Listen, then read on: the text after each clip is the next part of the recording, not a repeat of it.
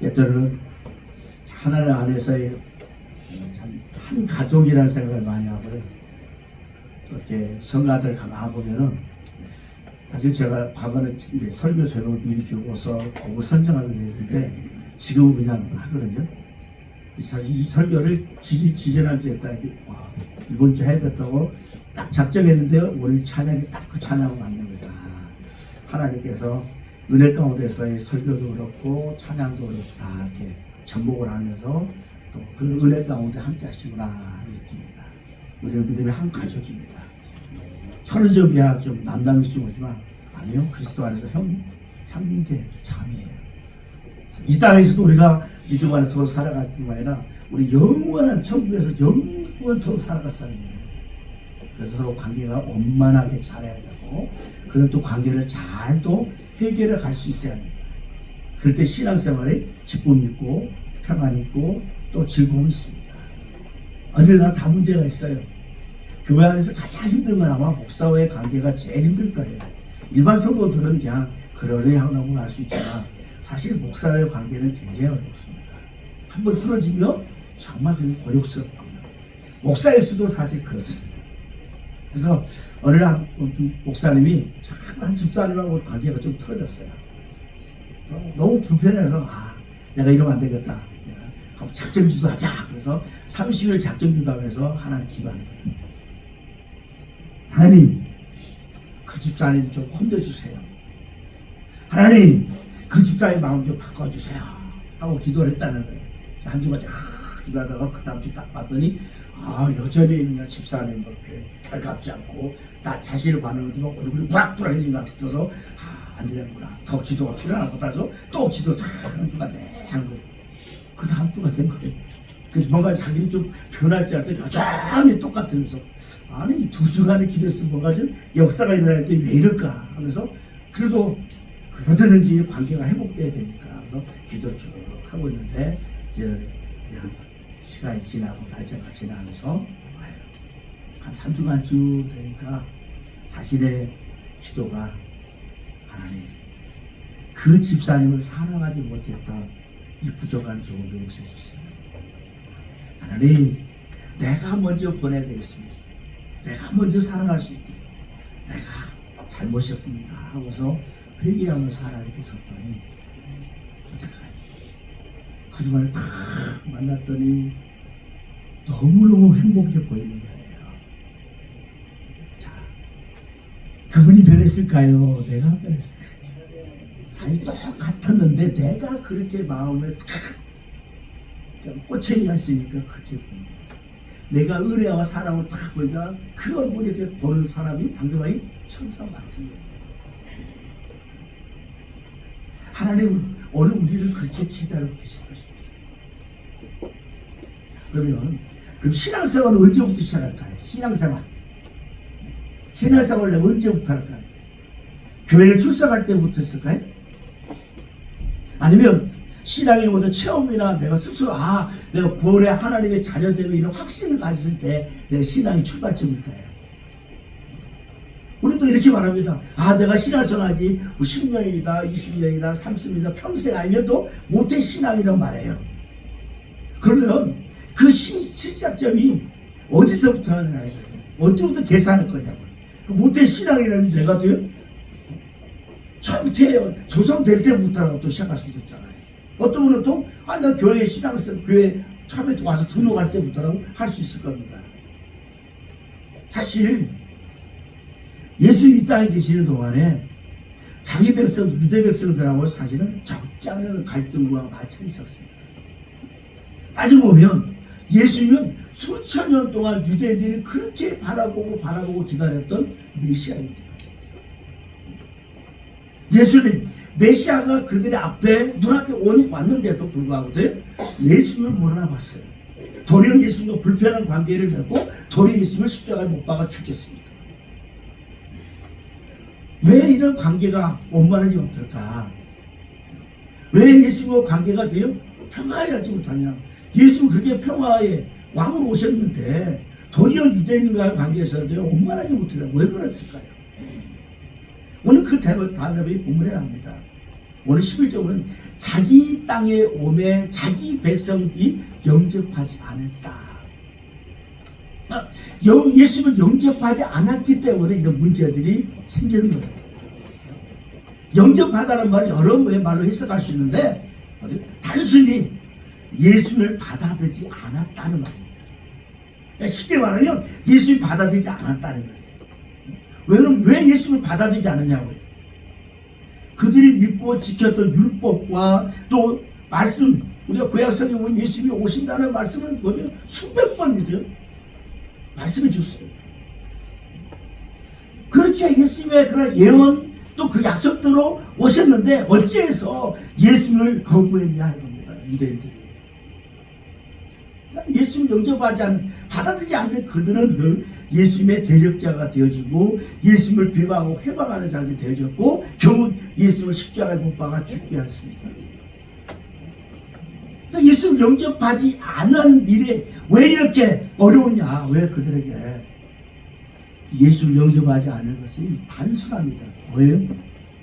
어떻게 보면 영접한다, 받아들인다는 것이 쉽지 않잖아요. 지금 내일이나 영수회 나간다지만 사실은 어때요? 손님을 맞이한다면 나름대로 다 격식이 있잖아요. 절차가 있어요. 근데 예수를 영접하는 절차나 형식이 복잡해서 그러느냐?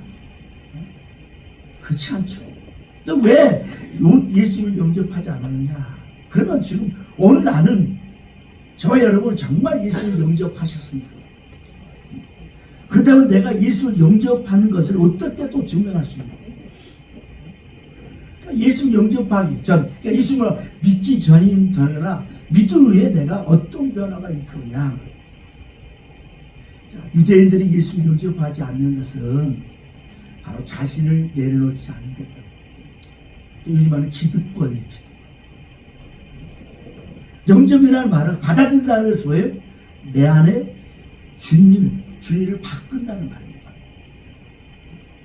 내 안에 주인이 된 것은 내가 아니라 나를 내려놓고도요, 내가 받아들인 그 사람을 내 삶의 주인으로서의 내 인정하고 받아들이는 거예요. 그러니까 예수님을 새 주인으로 모시는 이런 신앙적 회의가 바로 영접입니다. 어쩌면 지금까지 내 마음도 내 생각대로 살았는데 이제는 예수를 받아들임을 통해서 믿고 나온 이후부터는 전적으로 예수님 앞에 맡기고 예수님의 이끄시도록 따라가는 것, 이게 영접이에요. 이게 바로 믿음이라는 겁니다. 그래서 바울은 예수 영접한 후에 그가 이런 고백을 합니다. 갈라디아 2장 20절에 말씀합니다. 내가 그리스도와 함께 십자가에 못 박혔나니 그런즉 이제는 내가 산 것이 아니요 내 안에 오직 그리스도가 사신 것이다. 그래서 이제는 이제 육체 가운데 내가 사는 것은 나를 사랑하사 나를 위해서 자기 자신을 버리신 하나님의 아들을 믿는 그 믿음 안에 산다는 것입니다. 그러니까 바울은 철저하게 그렇게 살았잖아요. 예수 만나기 전에 그 철저하게 돼요. 예수님을 대적하는 사람이 예수 믿는 사람 잡아서 오게 가지고 심지어는 돼요. 사람 죽이기까지 합니다. 스테반을 죽이는 데까지. 그가 백성들이 돌을 막 던졌을 때 그러대요. 그 스테반 옷을 가지고 있는 사람. 이건 뭐예요? 재판관이었다는 말이에요. 지도자란 말이죠. 그렇게까지 한 사람인데 그가 다메섹 도상에서 예수를 만나고 나서 내 모든 걸 다 배송 다 내려놓고 오직 주님만 위해서 자신의 생명을 다하는 것입니다. 그래서 사나 죽으나 내가 주의 것이 되고 내가 먹더니 만약 모든 걸 다 주의 영광에 산다고 이제 고백을 하고 있습니다. 바로 이 갈라디아서 2장 20절 말씀이 바로 바울의 어떤 신앙 고백이에요. 그래서 이제는 내가 죽고 늘 예수의 생명이 나타나는 모습입니다. 우리는 항상 예수를 위해서의 죽음에 넘겨주고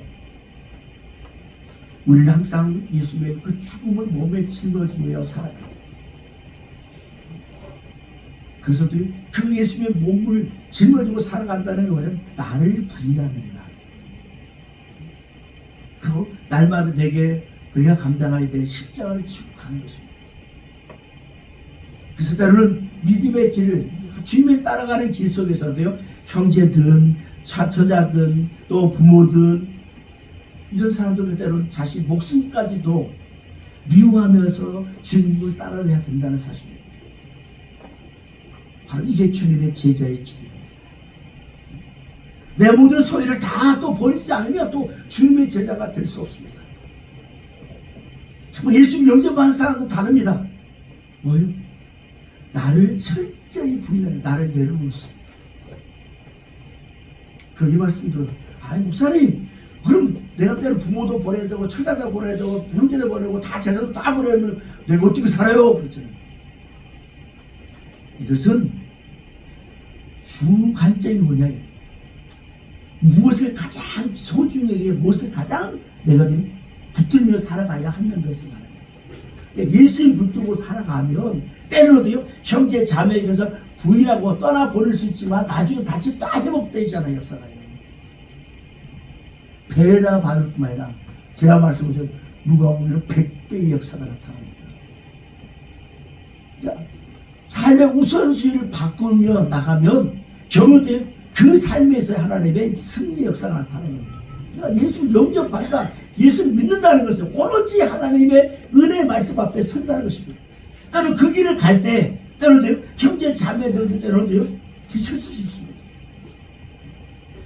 그러나 이 길을 가는 것이 진정한 주님의 제자의 길이고 또 이게 부인하는 가운데서 나갈 때 하나님의 기쁨에 하나님의 영광이 나타나는 것입니다. 그래서 마태복음 16장 24절 말씀을 누구든지 나를 따라오려거든 자기를 부인하고 자기 십자가를 지고도요 나를 따를 것입니다. 어쩌면 제자들이 지금 그래도 지금 거의 3년 가까이 예수 따라다니는 제자들이었잖아요. 근데 왜 이 말씀했을까요? 왜 이렇게 요구했을까요? 아직도 이 제자들은 주인이 바뀌지 않았다. 예수님이 예수님 올라가는데 서로 간에 높은 자리 차지하려고 하잖아요. 베드로 예수 죽으면 안 됩니다. 그래서 말고 이래도 잘릴 정도죠. 왜? 예수님 죽으면 안 돼요. 그래야지 내가 어떤 한 자리 차지할 건데 그래서 안 됩니다 하는 거잖아요. 겉으로는 예수님을 따르는 제자로서의 한 모습이었지만 결국 그들 안에는 예수님에 계시지 않았고 또 자기들은 여전히 돼요. 내가 죽은 내 주인이 예수님 영접하지 못한 사람은 겉으로 아무리 그럴듯해도 가짜일 수밖에 없어요. 진짜 신앙이 진짜 그리스도인이 아닌 거예요.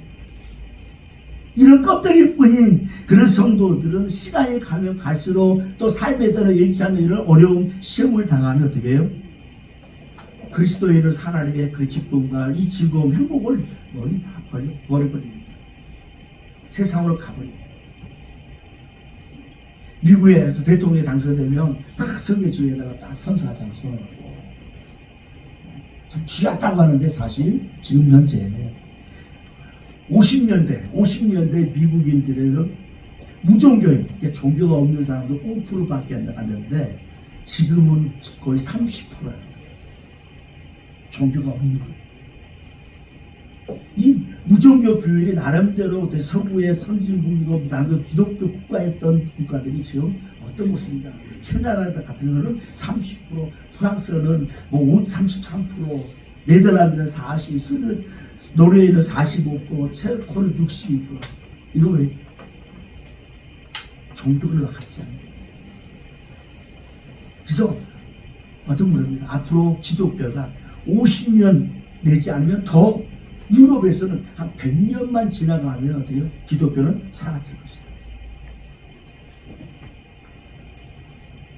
한국 역시도 종교가 없는 사람들이 2015년 통계를 보니까 약 56%예요. 종교가 없는, 무종교. 그러니까 종교를 가지고 불교든 뭐 유교든 뭐 나도 종교를 가지고 있는 사람들이 어디 적다는 거예요. 그러니까 과반이 그러니까 종교가 없는 사람들 인구의 과반이 넘는 게 1985년도랍니다. 그 전까지는 종교가 많은 사람들이 있어서 나름대로 모든 종교 같은 사실은 선함의 모습이잖아요. 선하게 살자, 바짝하게 살자잖아요. 근데 이 종교가 무종교가 된 사람, 종교가 없는 사람도 오히려 내 마음대로 더 살아가는 거잖아요. 불교에도 날더러 자비로서 살아가려고 하고 다 그러지 않습니까? 다 보세요. 근데 이 종교가 없는 사람들이 이제 50%, 지금 60, 70% 가까이 된다니까. 무슨 심각한 문제예요. 종교에 제 역할을 하지 못하면 무속인들이 많습니다. 우리나라 무속이 얼마일까요? 뭐 공개적으로 한 30만 된대요. 한국 역술의 협회에 등록된 사람은 30만 명이에요. 무당이 30만 명. 거기에 무당이지만 등록하지 않고 그냥 사설적으로 하는 사람까지, 그러니까 비회원들까지 하면 한 50만 명이에요. 무당과 역술을 다 합치면 100만 명이랍니다. 기성 종교가 제대로 역할을 하지 못하면 이처럼 무당과 역술들이 판을 치는 무속 신앙이라는 걸 통해서도요, 사람들을 크게 해악을 가집니다. 자, 우리가 기독교는 사실은요, 엄밀한 종교가 아니에요. 일반 사람이 종교라고 분리하고 있지만 사실 종교가 아닙니다. 기독교는 사람이 만든 종교가 아니잖아요.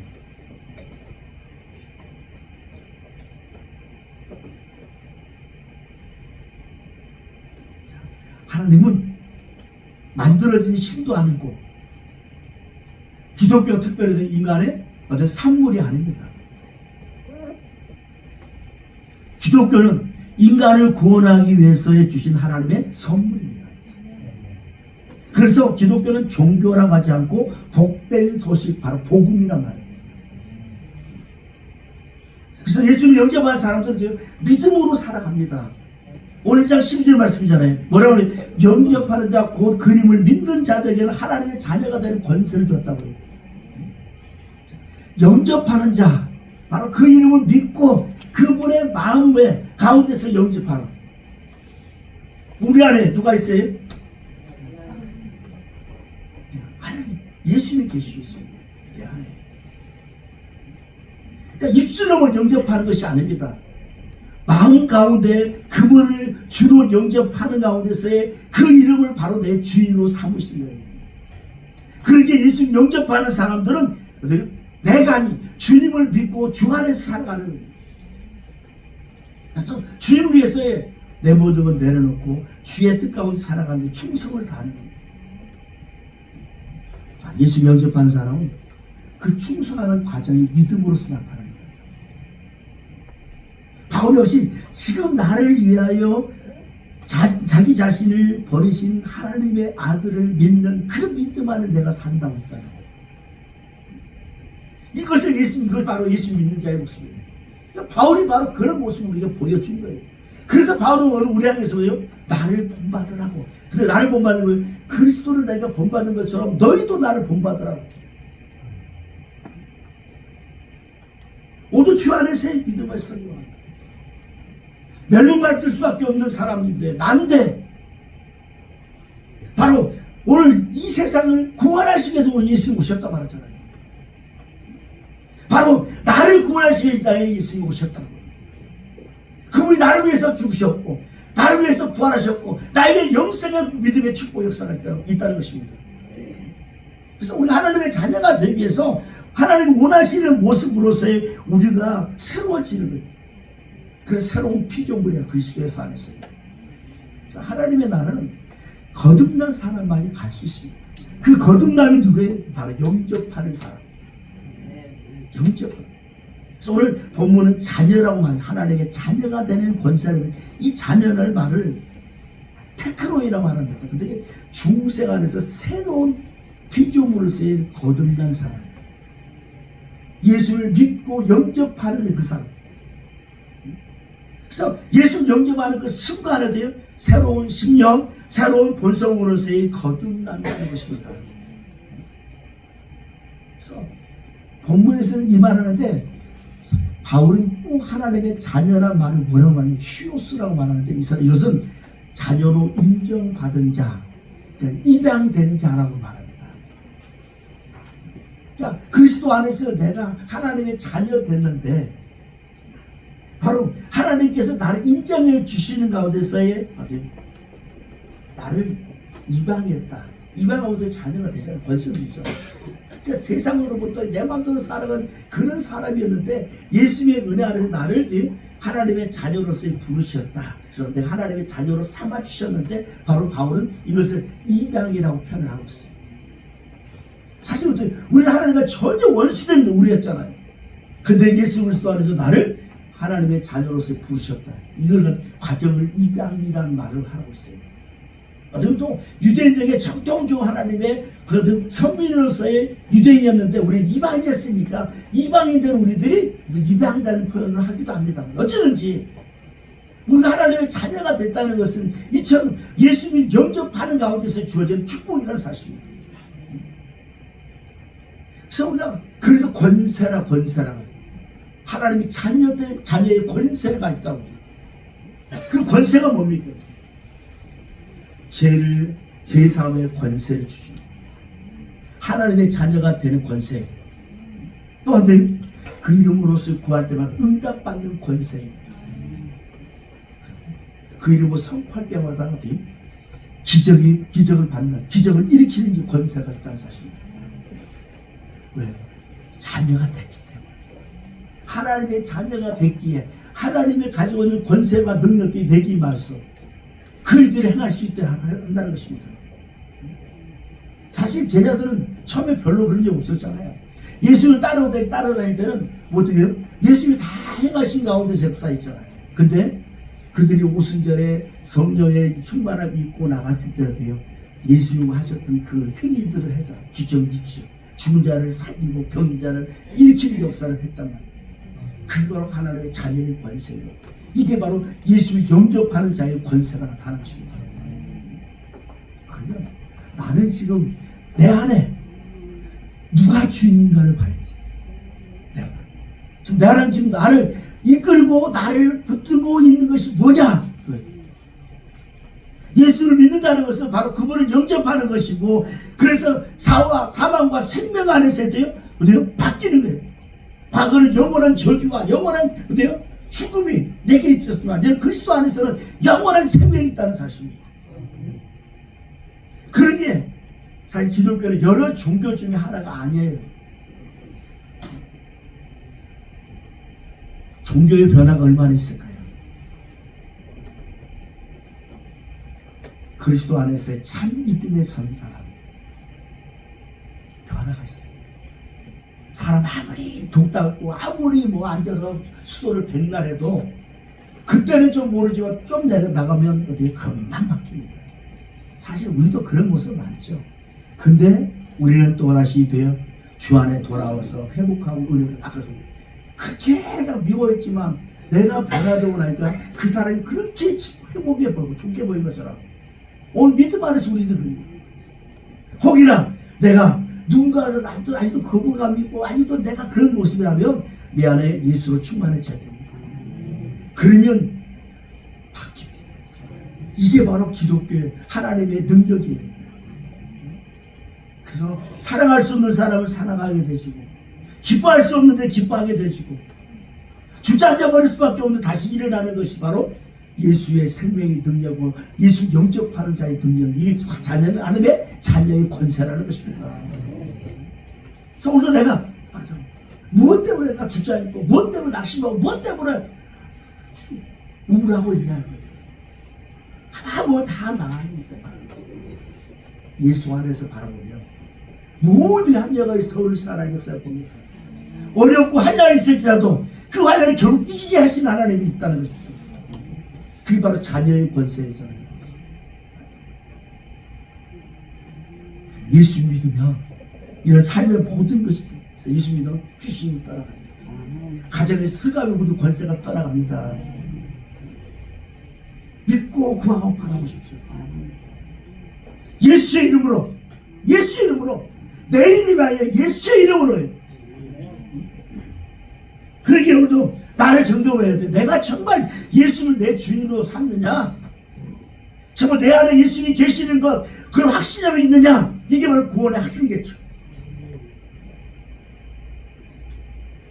정말 예수님이 원하시면 내가 뭐라도 할 수 있느냐? 정말 거룩하고 의로운 삶을 살고자 하는 열망이 있느냐? 믿음으로 살고자 하는 그런 열망이 있느냐? 하나님 말씀 따라 순종하며 살려고 하는 이런 열망이 있느냐는 겁니다. 네 신앙의 열정이. 정말 그래서 내가 삶의 현장에서 세상 것들과 싸우는 이런 삶을 살고 있느냐는 겁니다. 정말 나를 희생하며 기꺼이 십자가를 지고 갈 수 있는 거죠. 내 감정, 내 의지 다 내려놓고 주님이 원하신다면 내가 사랑할 수 없고 정말 그런데 안아줄 수 있는 모습, 용납할 수 있는 모습. 지금도 늦지 않았습니다. 지금 당장 계신 내 안에 계십시오. 내가 주님 환영하고 내가 주님을 받아들입니다. 한 명 믿고 나가면 되죠. 지금 나 이 시간부터 예수 나의 주인으로 삼겠습니다. 하나님의 자녀 반드시 예수 영접하게 되십니다. 그게 오늘 주를 바라고 믿음의 설교합니다. 뭐냐? 나를 존귀한 자로 여기고 관리해야 돼요. 왜요? 내 안에 예수님이 계시잖아요. 예수님과 동행하는 사람이지 않습니까? 내 안에 예수님이 역사하고 계시지 않습니까? 그래서 나는 대단한 존재라는 거예요. 아무리 고열의 청자가 해도 그 안에 똥이 들어가 있으면요 아무 쓸모 없어요. 그건 뭐야? 야, 저 고열의 청자야, 저거 몇 억짜리야. 그래도 어떻게요? 똥 냄새가 나면 에이 야 그런 소리 하지 마라. 쟤 무슨 고열의 청자야? 고열의 청자가 어디 똥을 넣어라 이러셨잖아요. 근데 아무리 질그릇 같은 막 별볼 없어도 그 안에 어떤 막 다이아몬드가 들어있어 보세요. 황금이 들어있어 보세요. 어떻게 할까요? 애중지하잖아. 왜? 그것이 문제는 그 안에 들어있는 게 중요한 거잖아요. 오늘도 우리가 나는 뭐 세상에 볼면 없어요. 내 속 하나도 없어요. 그런데 내 안에 예수님이 계시기에 우리 존귀한 자라는 사실이에요. 우리 하나님 앞에 섰을 때 하나님 무엇을 보시겠어요? 고리천자 같은 것을 보겠어요? 아니면 안을 보시겠냐고요. 네 안에 누가 예수님이 계시죠. 그러기에 우리도 하나님 앞에 당당히 나가는 거예요. 그래서 바울의 은혜의 보좌 앞에 담대하게 나가는 거예요. 담대하게 나가는 믿음입니다. 나는 부족하고 나는 아무 별로 없어도 내 안에 예수님이 계시기에 그 예수님이 뭐예요? 나를 위해서 죽으셨다는 사실이죠. 나를 하나님의 자녀로 삼으시기 위해서 죽으려고 하나님의 영광 보좌를 버려두시고 바로 나를 위해서 이 땅에 오셨고 이 땅에서 나를 위해 죽으셨다는 사실입니다. 그게 나를 내 스스로가 주역해야 되는 내 스스로가. 그래서 또 예수님의 권세와 능력이 나타납니다. 믿고 고백하고 나가십시오. 주의 은혜 반드시 살됩니다. 좀 더딜 수 있어요. 시간적 문제지 결국 하나님 믿음 안에 서 있으면 반드시요. 우리 5월달에 만났는데 그렇잖아요. 부모들 우리들이 지금 별거 없이 내술 보는데 나는 좀 그래도 내 자녀가 잘 된다 생각해보세요. 얼마나 좋을까요? 지금 나 어려워도 힘들어. 나 배고파도 굶어도 상관없어. 내 아들 딸이 잘 된다는데 뭐가 문제예요? 참아낼 수 있지 않습니까? 한 단계 더 넘어가서 우리 손자 손녀들이 또 그렇다 보면 어떨까요? 괜찮아 내가 상관없어요. 고생해도 상관없어. 배고파도 상관없어. 공부도 상관없어요. 내 자식들이 잘 된다면 모든 걸 기뻐하는 것처럼 오늘 하나님 역시도 나를 그렇게 보신다는 사실입니다. 기억하십시오. 항상 제가 늘 말씀드립니다. 믿음 안에서 하나님 앞에 절대 공짜가 없습니다. 절대적이에요. 나는 잊어버릴지 모르지만 하나님은 다 기억하셨다가 내가 가장 필요할 때 주셔요. 이 믿음 안에 끊임없이 하나님 바라보고 있으면요 그게 딱 오면 어릴 때 내가 어릴 때 기도했던 건데 이러는 거죠. 나는 잊어버렸는데 어떤 10년 20년 있다가도 든다고 그러죠. 왜요? 지금이 가장 필요해 됩니다. 내가 하나님의 자녀된 이상은 하나님 나를 보면 다 책임져 주신다는 사실. 그 믿음 하세요. 주여 만물을 지으신 분이에요. 나를 지으신 분이에요. 생명이시고 빛이십니다. 그러기에 하나님의 자녀 된 권세가 바로 내게 있다는 사실이라서 믿음의 살기 원합니다. 오늘은 예수님 다 영접했습니다. 이제는 주 바로 주님에게 맡기고 주님이 이끄신 대로 따라가면 선한 목자가 되셔서 나를 실만한 물가로 푸른 풀밭으로 이끄셔서 내가 그 안에서의 풍성해지고 더 느껴지고 참 고독한 삶의 삶을 이루도록 역사하시고 있습니다. 그래서 우리가 예수 안에서도 내가 영접할게 또 다른 이를 영접하기 힘써야 될 것입니다. 내가 이 복음의 기쁨의 소식을 들었는데 그냥 두면 안 되지 않습니까? 우리 주변에 뭔가 좋은 일 있으면 가만 두지 않잖아요. 막 나가서 떨고 자랑해야 돼요. 자녀가 잘 되면 내 자녀를 자랑할 것이고요. 우리 예수 안에서 이런 복을 받았고 예수 안에서 하나님 축복하신 분에게 이제는 나가서 때를 얻는 복음을 지어야 됩니다. 가을이 바로 이 모습 아닙니까? 그렇게 구원의 기쁨과 확신을 가지고 있었으면 어때요? 그냥 그곳에 있어야 되는 나가서 세계 선교에서 나가지 않습니까? 오늘도 이 복음, 이 하나님의 은혜 안에서의 정말 그보다도 귀한 이 보물 중의 보물을 영생의 축복을 받았기에 우리도 이 안에서 나누고 베풀고 많은 이들이 하나님의 나라를 확장하는 데서의 영광 드립니다. 그 하나님 또 뻔할 수 있는 축복을 계속 주십니다. 오늘도 이런 자녀들의 권세를 누리며 우리의 삶에서 승리하고 그 승리가 많은 이들에게 또 증거되는 가운데서 하나님의 살아계심과 이런 자녀들의 권세를 누리며 정말 하나님의 영광을 마음껏 우리 자신이 드리지는 그 역사를 쓰기를 주의 이름으로 축원합니다.